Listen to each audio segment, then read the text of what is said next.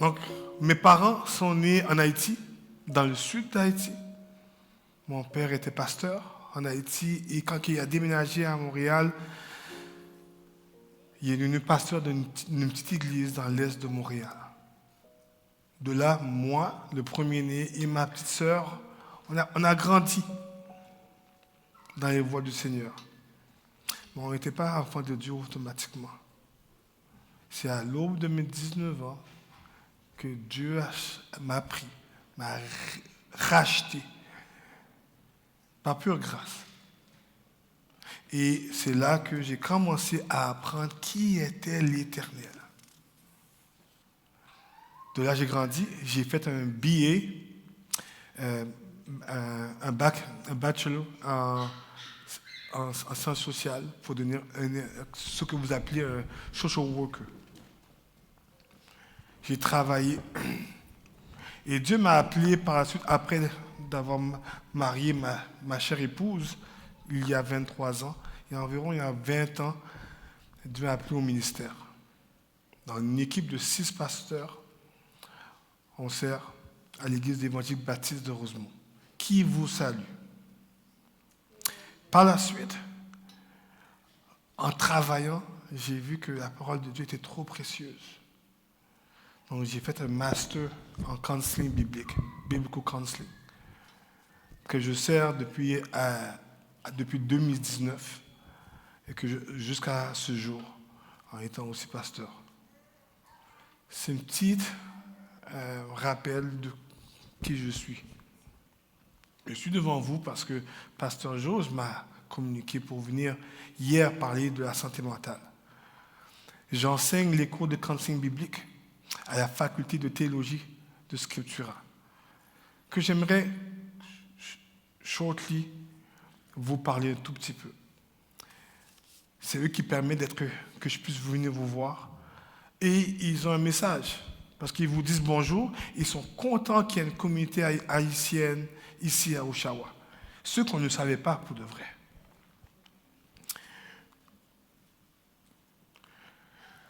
Notre valeur et nos missions, c'est qu'on offre une formation biblique de profondeur et qu'on veut former des pasteurs, des conseillers bibliques, des ouvriers dans la parole de Dieu, ce que dit la parole de Dieu.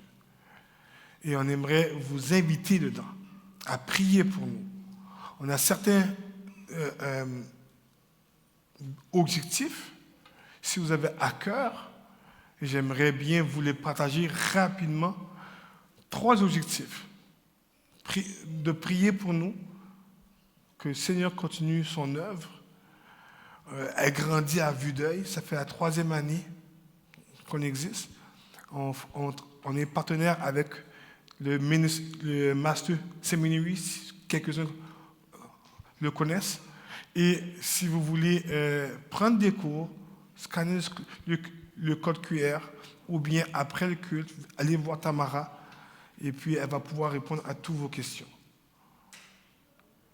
On a besoin d'une prière, c'est ça. C'est ce que je voulais vous parler. Pour tous ceux qui ne me connaissent pas, j'aime beaucoup les psaumes. Hier, on a parlé de la santé mentale.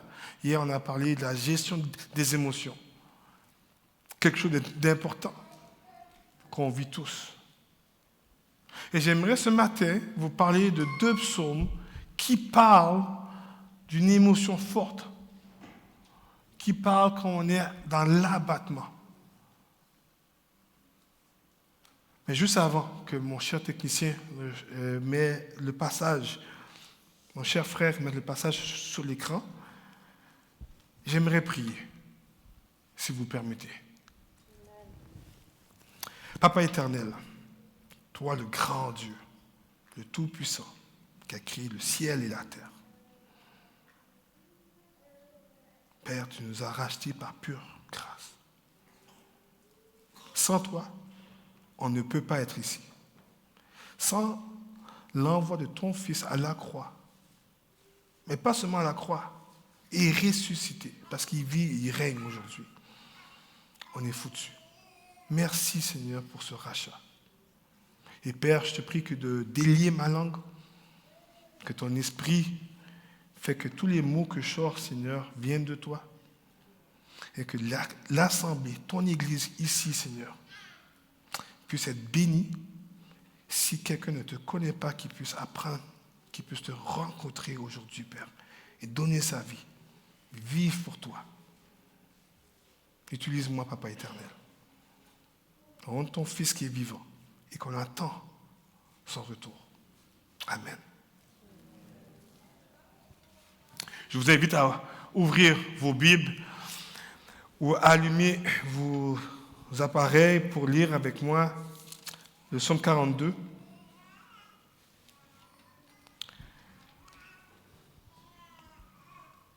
Au chef des chantres, poème des fils de Corée. Comme une biche soupire auprès des courants d'eau, ainsi mon âme soupire après toi, ô Dieu. Mon âme a soif de Dieu, du Dieu vivant. Quand irai-je et paraîtrai-je devant la face de Dieu? Mes larmes sont ma nourriture jour et nuit. Pendant qu'on me dit tout le temps, où est ton Dieu?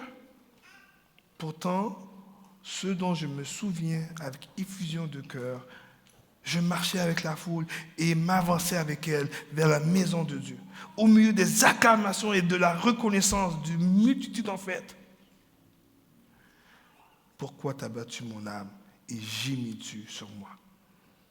Attends-toi à Dieu, car je le célébrerai encore pour son salut. Mon âme, mon Dieu, mon âme est abattue à mon sujet. C'est pourquoi que je me souviens de toi depuis le pays du Jourdain, depuis l'Hermon, depuis la montagne de Mitsar. Un abîme appelle un autre abîme au bruit de tes cascades. Toutes tes vagues et tous tes flots passent sur moi. Le jour, l'Éternel m'accorde sa bienveillance. La nuit, son cantique m'accompagne. C'est une prière au Dieu de ma vie. Je dis à Dieu, mon roc, pourquoi m'as-tu oublié? Pourquoi dois-je marcher dans la tristesse sous l'oppression de l'ennemi? Mes os se brisent quand mes adversaires me déshonorent et me disent en tout temps, où est ton Dieu? Pourquoi t'as battu mon âme et gémis-tu sur moi? Attends-toi à Dieu, car je le louerai encore. Il est mon salut et mon Dieu. Rends-moi justice, ô Dieu. Défends ma cause, car une nation infidèle, contre une nation infidèle. Délivre-moi des hommes de ruse et de fraude. C'est toi, mon Dieu, mon protecteur. C'est toi, mon Dieu, protecteur. Pourquoi m'as-tu rejeté? Pourquoi dois-je marcher dans la tristesse, sous l'oppression de l'ennemi? Envoie ta lumière et ta vérité, qu'elle me guide, qu'elle me conduise à ta montagne sainte et à tes demeures. J'irai vers les autels de Dieu, vers Dieu, ma joie et mon allégresse. Je te célébrerai sur la harpe, ô Dieu, mon Dieu. Pourquoi t'as battu mon âme et gémis-tu sur moi? Attends-toi à Dieu, car je le louerai encore. Il est mon salut et mon Dieu. Amen. Je ne sais pas si c'est la première fois que vous lisez ce psaume,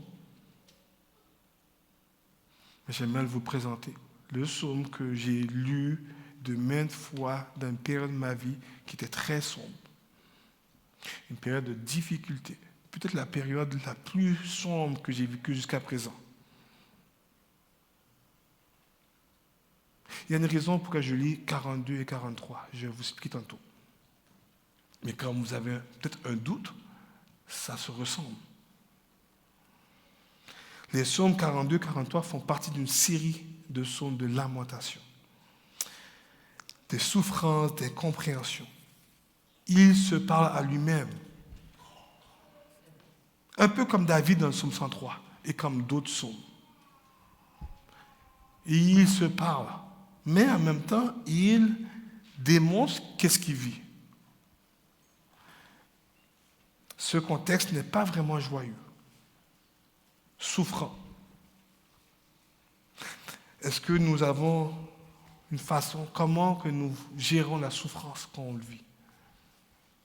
Est-ce que certains d'entre vous, c'est crier, pleurer, être en silence,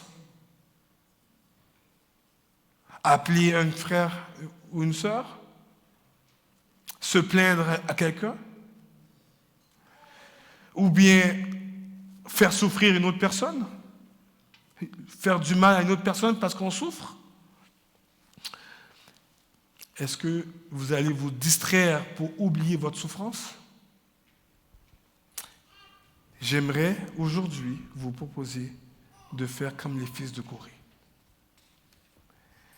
Je ne sais pas si vous avez remarqué la première ligne du psaume 42, au chef des chœurs. Ça veut dire que c'était un chant pour chanter, un chant pour être appris en assemblée pour la gloire de Dieu. Très peu d'églises vont chanter un chant lamenteux parce qu'on ne trouve pas de joie. Mais quand les psaumes chantés jusqu'à aujourd'hui par plusieurs églises messianiques juives, dans le premier siècle énormément, à la gloire de Dieu. Est-ce que Dieu s'est trompé? Un chant de souffrance, de désolation, de tristesse. Un chant qui en parle d'exil, de souffrance. Mais un chant qu'on va apprendre ensemble de crier à Dieu. C'est 3 points qu'on va voir ensemble, que j'aimerais vous convaincre, vous montrer par les 3 strophes du psalmiste de comment gérer cette souffrance difficile que vous pourrez vivre. Donc si vous souffrez aujourd'hui, prenez-le comme un modèle venant de Dieu de comment gérer votre souffrance bibliquement. Si vous ne vivez pas de souffrance et que vous gérez bien les mauvais moments qui vous arrivent, mais prenez-le pour pouvoir savoir comment pleurer avec ceux qui pleurent,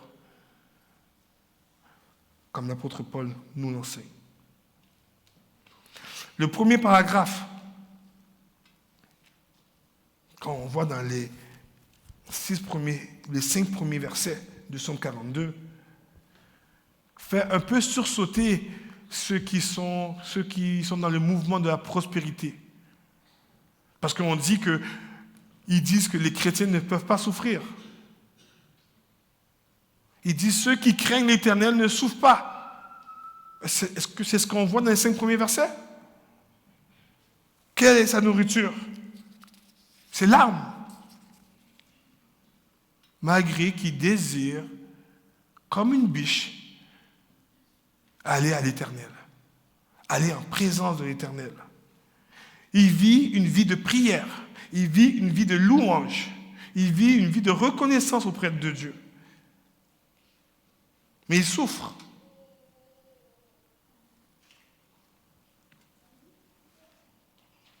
Tellement que certains lui demandent, « Il est où ton Dieu? Where's your God? Où est celui que tu adores? » Ça ressemble un peu à ce que Job a vécu, non? Job 2, verset 9. Sa femme lui dit, « Tu demeures ferme dans ton intégrité. » Après que sa maison, ses enfants, ses serviteurs, son pâturage, ses richesses lui soient enlevés. Et elle dit, maudit Dieu est mort. Comme pour dire, à quoi ça sert de vivre si on souffre? Par moments, on peut arriver à oublier pourquoi Dieu nous a créés. Si je vous demanderais pourquoi que Dieu vous a créé, est-ce que vous aurez comme réponse pour sa gloire? Est-ce qu'on a ça comme réponse que Dieu nous a créés pour sa gloire et qu'il nous a rachetés par pure grâce. Donc ce que je mérite, c'est la mort éternelle.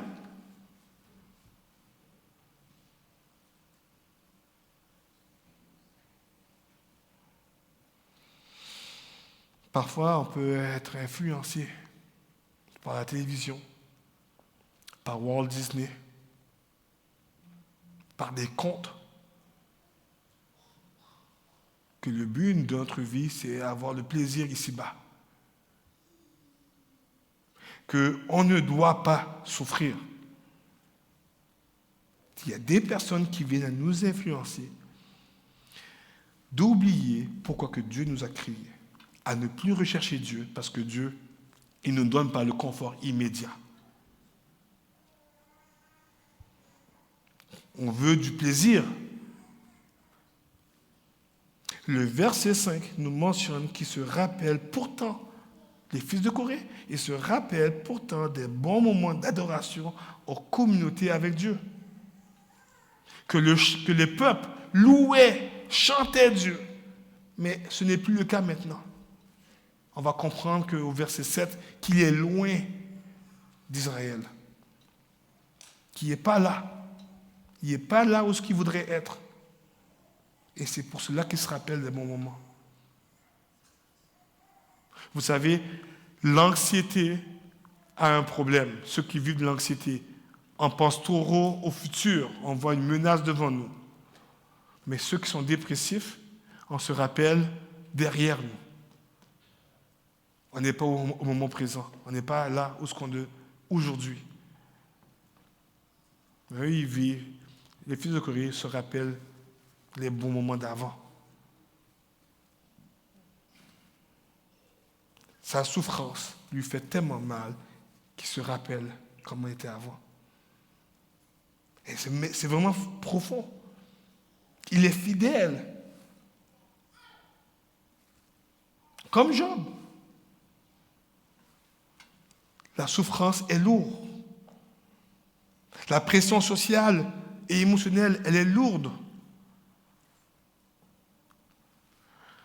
Alors j'ai 2 questions à vous poser. Est-ce que vous ressentez la souffrance du psalmiste quand il dit que sa nourriture sont ses larmes? Do you have an idea of what he suffered?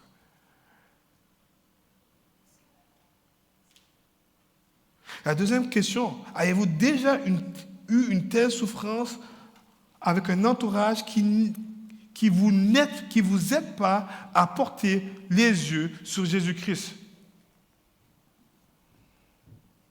le Seigneur et Sauveur? Est-ce qu'il y a un entourage, est-ce que vos entourages vous encouragent à aller porter vos yeux sur le Sauveur et Seigneur?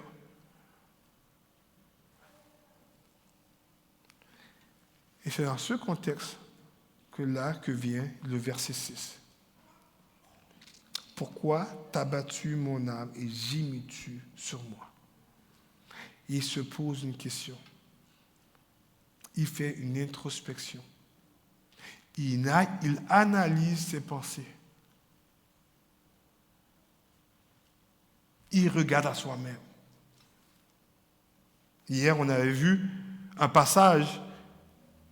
C'est quoi, juste une petite question, c'est quoi le passage hier qu'on avait vu, que je vous ai encouragé à prendre par cœur? Ah, il y en a qui étaient là hier. Philippiens 4, verset 8. Qui connaît par cœur?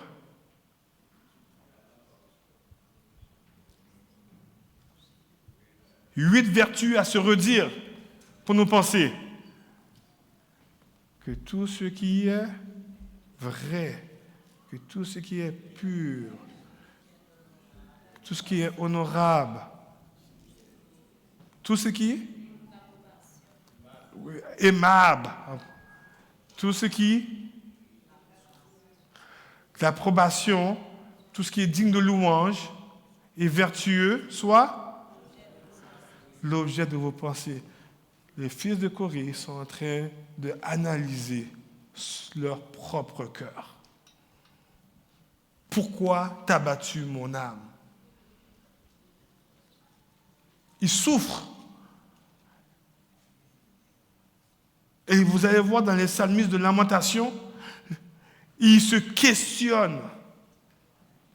Il se questionne. Il s'évalue. Est-ce qu'on a l'habitude, quand on souffre, de s'évaluer, de voir comment nos pensées sont auprès de Dieu? Un refrain qui va revenir. Il constate qu'il est abattu, qu'il gémit. Vous savez c'est quoi le mot abattu? C'est à terre. Pas avoir d'espoir. À vrai dire, plus d'énergie. C'est un vieux terme français. On a modernisé ce terme-là pour dire maintenant dépression majeure, major depression, ou deep depression. C'est être à terre, plus d'énergie, plus capable de se lever.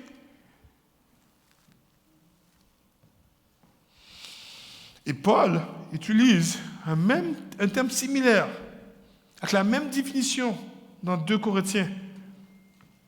On a vu ça hier.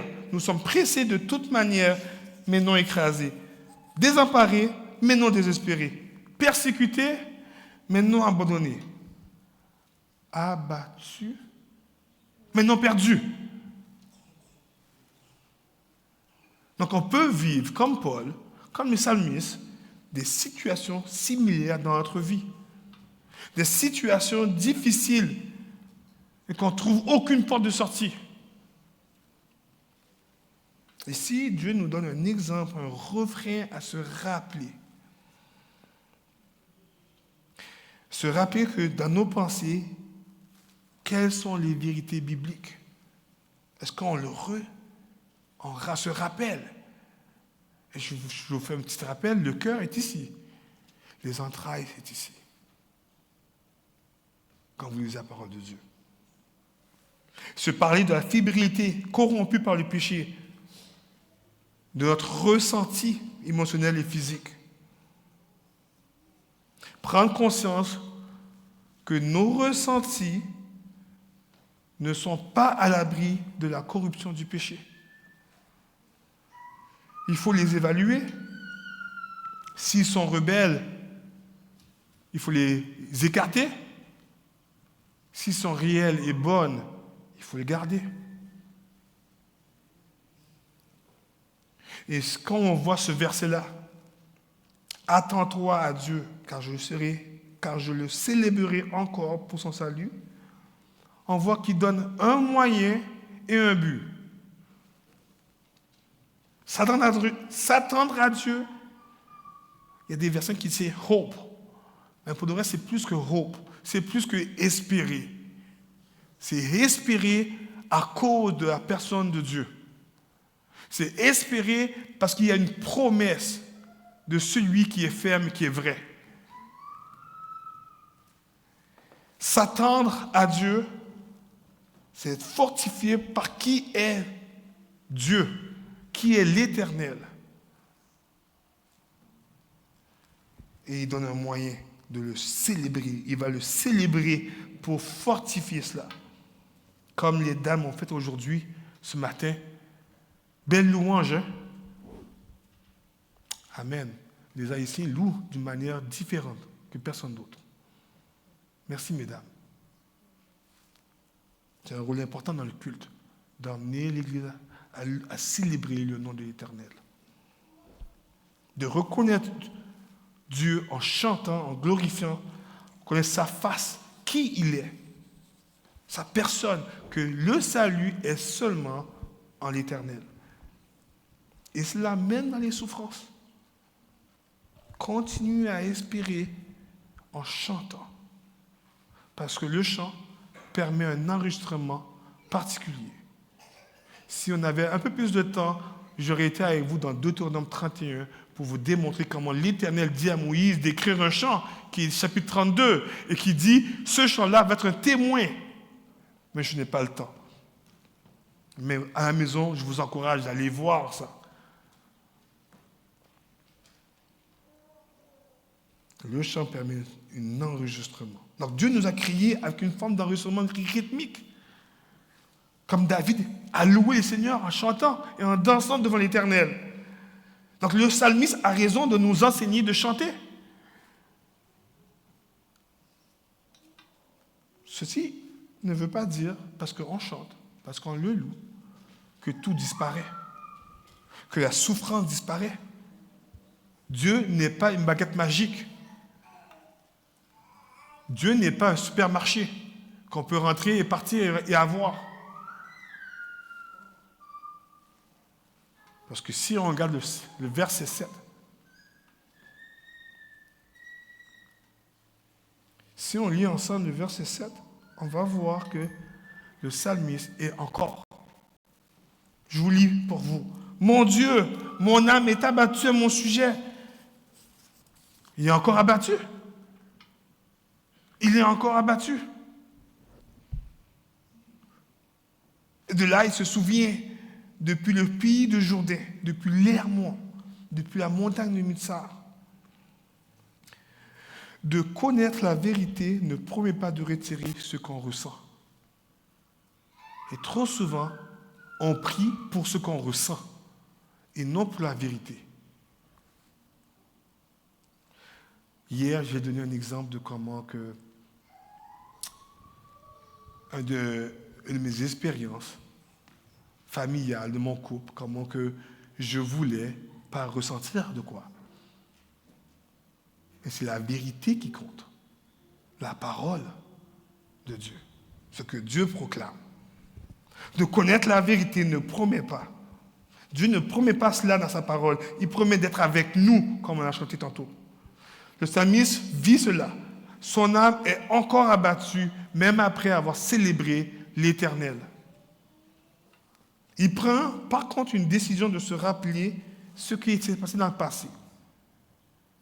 Et là, on voit qu'il n'est pas à Juda. Il n'est pas à Jérusalem. Il est loin de Juda. À vrai dire, il est dans le nord, dans la chaîne de montagnes au nord d'Israël. L'Hermon, c'est une chaîne de montagnes au nord. Et Mitzvah, ça veut dire petit, dans une petite montagne. Pas comme Jérusalem, pas comme le temple. Donc il semble qu'il fait une comparaison. Il est loin du temple. Est-ce que parfois on peut se sentir loin de l'Éternel parce qu'on souffre, parce qu'on pense qu'il nous a abandonnés? Nous les chrétiens, ceux qui ont reçu Jésus-Christ comme Seigneur et Sauveur, ceux qui se sont humiliés devant la grandeur de Jésus, on a l'Esprit de Dieu en nous. C'est ce que Jésus a dit dans Jean 4. Les adorateurs vont adorer en esprit et en vérité. Donc on n'a pas besoin d'aller à Jérusalem. Mais lorsque le volume de nos ressentis sont forts, croit-on que Dieu est loin? Lorsque le volume de ce qu'on ressent, croit-on que l'Éternel est impuissant?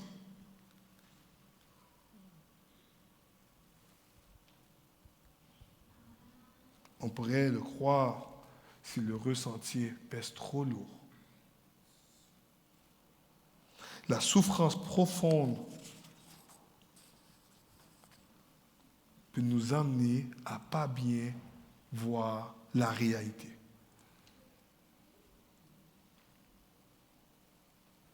Et ça peut enlever la joie qu'on a en Christ. Donc, le psalmiste est vrai. Il exprime vraiment ce qu'il pense. Et si vous avez vos Bibles encore ouvertes, vous allez voir au verset 8, qu'est-ce qu'il dit? Un flot amène un autre flot. Un abîme succède l'un après l'autre. Même petite précision. Est-ce que vous voyez yours au tes? Tes abîmes, tes flots? Il parle à qui? Il parle à l'Éternel. Il est en train de dire que c'est l'Éternel qui est derrière tout cela. Il est en train de dire que Dieu, tu es souverain, c'est tes abîmes, c'est tes flots. La tristesse s'accumule tellement de pesanteur l'une sur l'autre. Mais il est conscient que le Créateur a permis cela. Il est conscient que l'Éternel est souverain, complètement souverain. Et mes frères, mes sœurs, j'aimerais vous partager un verset, un texte dans le Nouveau Testament que je n'aime pas lire, mais à propos. Donc, soyez pas choqués. C'est dans la parole de Dieu, c'est la vérité. Ça ne veut pas dire que j'aime le lire, mais pour notre édification, lisons-le. Qu'est-ce que Jacques dit au chapitre 1. Donc, Jacques écrit à des Juifs chrétiens qui, à cause de la tribulation, sont partis. C'est exactement ce que Jésus a dit. Regardez qu'est-ce qu'il dit. Jacques, serviteur de Dieu et du Seigneur Jésus-Christ, aux 12 tribus dans la dispersion, salut. On sait à qui il écrit. Il dit, mes frères,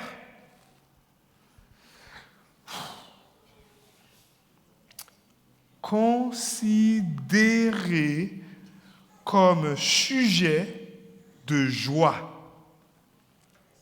Là, le prochain mot est difficile. Complète. Pas à moitié, pas aux 2/3, pas aux 3/4, 100%.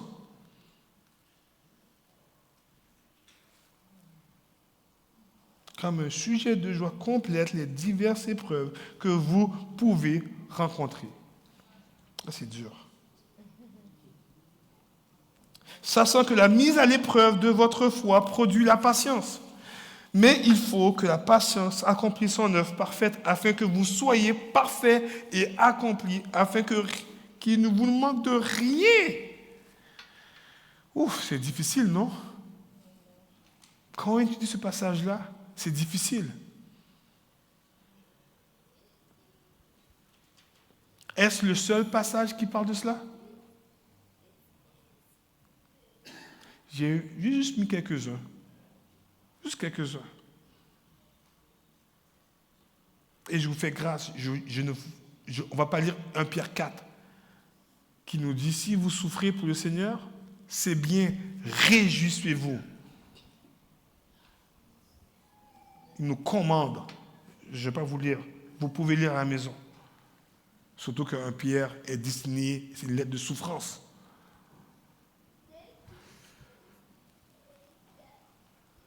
Dans le psaume 42, le psalmiste croit que Dieu est présent et il le chante. Et au verset 9, le jour donne sa bonté et un cantique vient à sa mémoire le soir. Il fait de ce cantique sa prière. Il vit un contraste d'émotions. Il est comme un exilé, sorti de son pays, de force. Ce n'est pas par choix qu'il est allé de Jérusalem. On l'a mis dehors. Ça ressemble à mes parents qui ont dû fuir Haïti. De force. Il subit un châtiment émotionnel et physique continuellement. Dans tout ça, il reconnaît que Dieu est bon et il chante un cantique qui lui sert de prière à Dieu. Ce n'est pas un modèle, mes frères et mes sœurs? Il s'adresse à Dieu, à la bonne personne, pour plaider. À la lumière de Job. Il parle à son roc, à son Dieu. Et il lui dit, honnêtement, pourquoi m'as-tu oublié? Mais si l'Éternel est son roc, son Dieu, mais il ne l'a pas oublié, il ne l'a pas abandonné.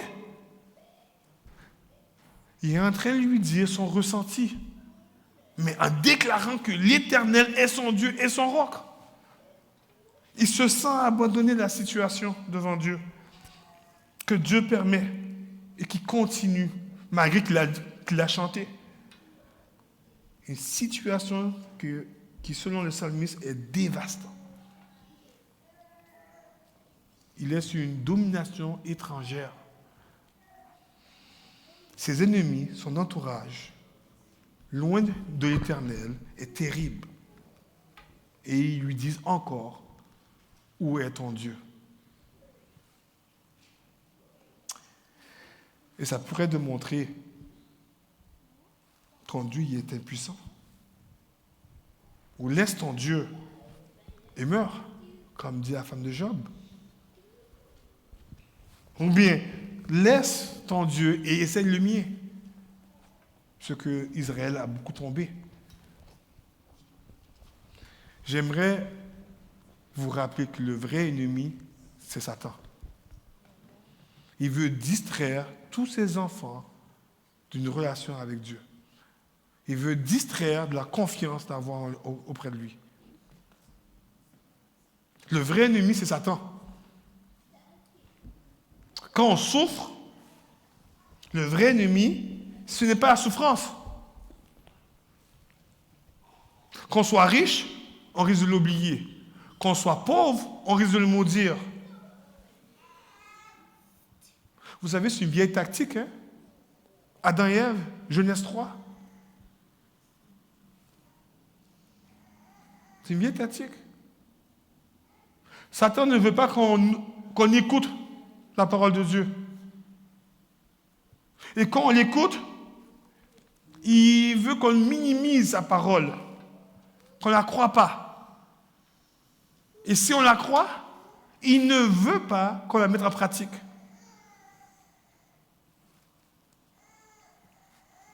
Il ne veut pas qu'on obéisse. C'est une vieille tactique. Quand on perd espoir, il veut qu'on perde espoir à la vie éternelle. Il veut qu'on s'enlève le focus de Jésus. Quand la souffrance s'accumule de situation en situation, il ne veut pas qu'on le chante. Parce que le chant, c'est un outil que Dieu a créé, a mis pour nous aider à nous rappeler notre espérance. Nous aider à savoir qui l'Éternel est. Choisissons ce que nous écoutons. Choisissez très bien ce que vous lisez. Elles sont une prière. Nos chants sont une prière portée vers la vérité de la parole de Dieu. Dans ce contexte, le psalmiste, qu'est-ce qu'il fait? Il redit encore. Il redit encore sa déclaration de foi. En s'examinant en premier. Pourquoi t'as battu mon âme et gémis-tu sur moi? Ou en dedans de moi, selon vos versions.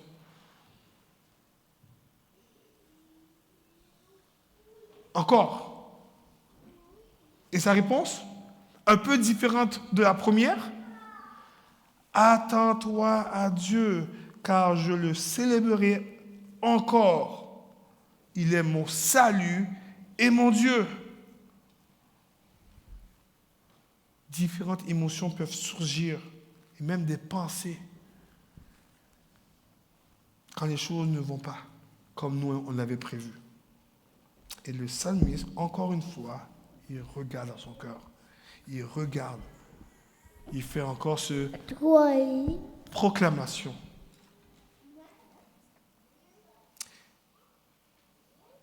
Fortifié par qui est Dieu. Et il le célèbre encore. On ne parle pas de chanter avec joie, on parle de chanter avec conviction, on parle d'une recherche intime, profonde de la présence de Dieu. Littéralement, c'est reconnaître que Dieu, en chantant, en glorifiant sa face, c'est lui qui donne le salut. Ça, c'est célébrer. C'est lui seul qui donne le salut. Il continue à espérer avec cette promesse de qui est Dieu, que seul lui donne le salut. L'Éternel donne le salut. Il refuse de regarder ailleurs. Il refuse de se faire distraire. Il refuse d'aller voir d'autres options. Dieu est son salut.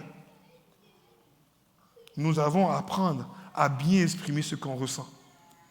Nous avons à apprendre de voir nos souffrances bibliquement, mais surtout pas à en faire le centre de notre vie. L'exemple que nous donne le psalmiste est de dire ce que nous pensons, ce que nous vivons, et de confronter notre ressenti avec la parole de Dieu, avec la vérité. Il y a une place pour demander. Après avoir fait ça, il y a une place de demander de l'aide à Dieu. Et c'est ce qu'on voit dans le chapitre 43. C'est sûrement une strophe ajoutée par la suite qui a son propre chapitre par la volonté et le décret de Dieu, qui amène une conclusion à une gestion saine pour gérer nos émotions de tristesse profonde. Si vous avez votre Bible devant vous, regardez le chapitre 43. Le chapitre 43 est différent du chapitre 42. Vous allez voir, il demande 3 choses en posant 2 questions et il formule son profond désir encore avec le refrain salutaire. Il demande 3 choses.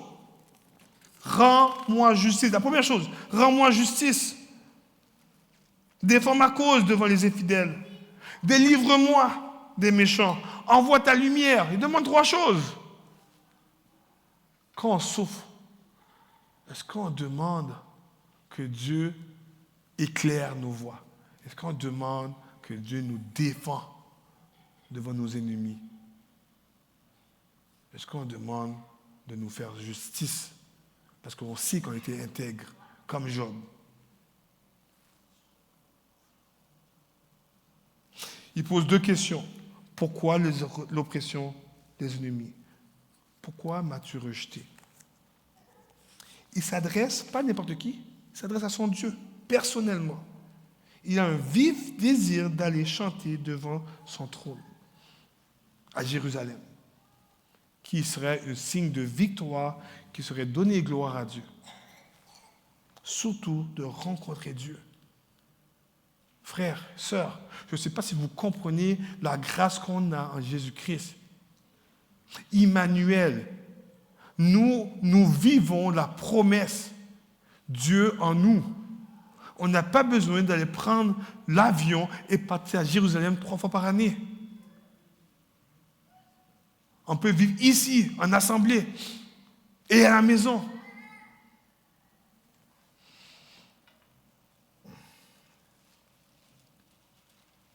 Pour ceux qui ont l'Esprit de Dieu qui réside en eux. Pour ceux qui sont humiliés, comme Christ, leur Seigneur, leur Sauveur.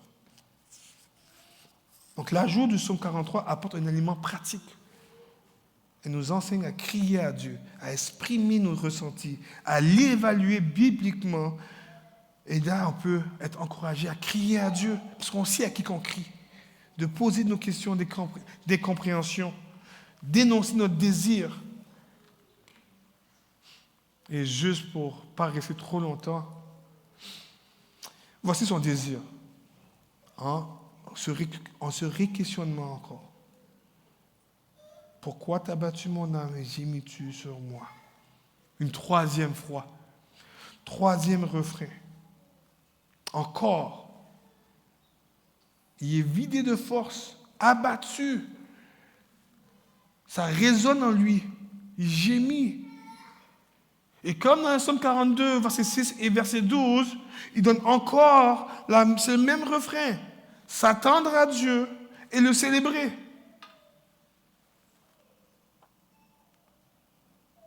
De reconnaître qui est Dieu et que juste par lui, il y a le salut, il y a la délivrance.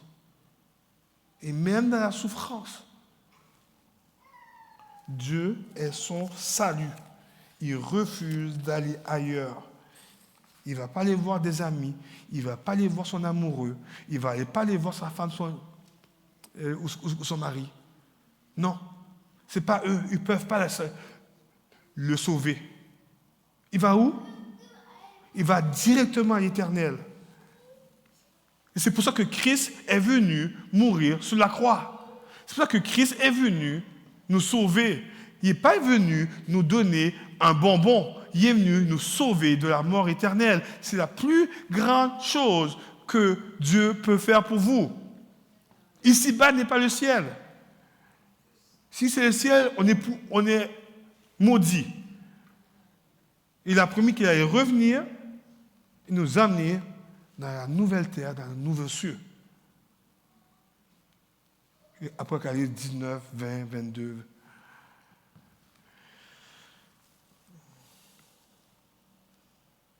Un petit rappel pour nous tous. Paul qui dit, ne savez-vous pas que vous êtes le temple de Dieu et que l'Esprit de Dieu habite en vous? Si quelqu'un détruit le temple de Dieu, Dieu le détruira, car le temple de Dieu est saint et c'est ce que vous êtes. Moi, je ne peux pas dire ça. Ne savez-vous pas ceci? Votre corps est le temple du Saint-Esprit qui est en vous et que vous avez reçu de Dieu. Vous n'êtes pas à vous-même. Si vous êtes en Christ, vous êtes esclave de Jésus-Christ. Si vous ne savez pas, mais je vous le dis aujourd'hui. C'est ça, suivre Jésus. C'est être son esclave. On était esclaves du péché, maintenant on est esclaves en Jésus-Christ. Donc, car vous avez été rachetés à grand prix, glorifiez donc Dieu dans votre corps et dans votre esprit qui appartient à Dieu. Malgré le psalmiste, malgré qu'il ressent qu'il est abandonné, il se répète ce refrain. Malgré sa souffrance, il répète ce refrain salutaire pour son âme. Chanter à Dieu est salutaire. Et c'est pour ça que Paul dit dans Éphésiens, entretenez-vous par des psaumes, par des hymnes, par des cantiques spirituels, chantez, célébrez-le Seigneur de tout votre cœur. C'est pas moi qui le dis. Chanter est important parce qu'on oublie. Et je le répète, attention à ce que vous écoutez. Si ça ne glorifie pas, si ça ne parle pas de l'Éternel, si ça ne parle pas de qui est Dieu, et je ne parle pas de qui nous sommes, hein. Trop souvent on chante des chants par rapport à nous. Moi je vous parle de chanter des chants par rapport à Dieu, à l'Éternel. Qu'est-ce qu'il a fait? Qu'est-ce qu'il a promis? Attention à ce que vous regardez, attention à ce que vous lisez, attention à ce que vous écoutez. Ça nous influence.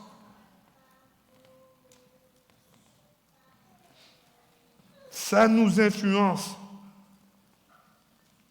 Nous vivons des situations difficiles, physiques et mentales, à cause du péché dans le monde, à cause d'Adam, à cause des péchés que moi je fais ou des autres font, ont subi les conséquences. À cause de Satan qui se déchaîne contre nous aussi. Dans tout cela, nous pouvons se rappeler qui est la personne de Dieu, qui est l'Éternel qui a envoyé son Fils Jésus-Christ mourir à la croix pour toi. Lui faire confiance dans nos situations. Comme Abraham, comme Isaac, comme Jacob, comme Élie, comme Moïse, comme les apôtres. Le texte biblique nous parle de comment ils ont vécu ça et les souffrances qu'ils ont vécues. Mais juste avant de finir, j'aimerais citer au moins comment notre Seigneur Jésus a souffert et comment chaque évangile parle de cela. Chaque évangile parle de cela. Marc 14, il prit avec lui Pierre, Jacques et Jean et il commença à être saisi d'effroi et d'angoisse. C'est le Seigneur Jésus qui vit ça. Ah non, je n'ai pas dit le bon verset. Oui, c'est beau. Et il dit, verset 34, il leur dit, mon âme est triste jusqu'à la mort, restez ici et veillez. Matthieu 26, il leur dit alors, mon âme est triste jusqu'à la mort, restez ici, veillez avec moi. Puis s'avançant un peu, se jeta la face contre terre et pria ainsi, mon Père, s'il est possible que cette coupe s'éloigne de moi, toutefois, non pas ce que je veux, mais comme tu veux. Je ne sais pas si vous comprenez ce verset-là en particulier, ça veut dire que le Seigneur Jésus-Christ a vraiment souffert. Il est le seul humain qui a vécu la plus grande injustice qu'aucun humain peut vivre. C'est pour ça que Hébreu dit il comprend nos souffrances. Parce qu'il est le seul, on ne peut jamais vivre ce que Jésus a vécu. Il n'a pas péché. Il voyait la menace de la mort. Il voyait la menace de se séparer avec son Père à cause de toi et à cause de moi. Il est le seul. Et qu'est-ce qu'il dit, le texte nous dit? Il a demandé à son papa, il n'y a pas une autre manière de faire? Lui, son ressenti était vrai. C'était une vraie injustice. Moi, je mérite la mort éternelle. Ce n'est pas plus grâce que j'ai la vie éternelle. Jésus ne devait pas mourir. Il a vécu une injustice pour nous, pour son Église.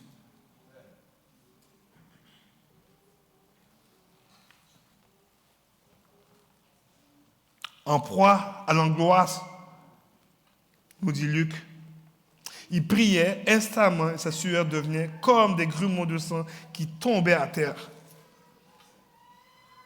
Wow. Quelques jours avant la Pâque,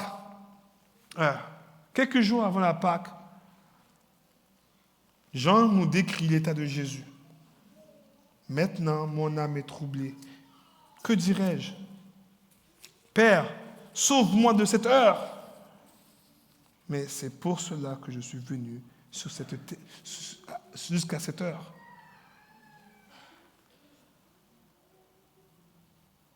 Notre vie de piété est importante. Notre vie de piété nourrit notre foi des situations éprouvantes. Il n'est pas rare que quelqu'un d'entre nous vont vivre des émotions similaires que le psalmiste. Mais au lieu de tomber dans la rancune, dans l'amertume, ou prendre Dieu pour dire qu'il est un mauvais juge, les deux psaumes nous enseignent à ne pas minimiser ce que nous vivons. C'est à notre ressenti. Ce n'est pas notre ressenti qui doit diriger notre adoration à Dieu. L'Éternel mérite adoration, même dans la souffrance. Il est le seul qui peut nous délivrer de notre situation. Alors, crions à Dieu de se rappeler de ses vérités soi-même et de cette application. Chaque évangile nous donne un exemple de Jésus dans une tristesse, dans une angoisse, d'une menace à raison. Notre foi, notre corps peut avoir une longue lutte contre le péché, une longue lutte contre l'injustice, une longue lutte contre la souffrance et même contre notre idéologie. Mais avec l'aide du Saint-Esprit, la parole de Dieu aura le dernier mot sur votre abattement. En répétant ce refrain, en chantant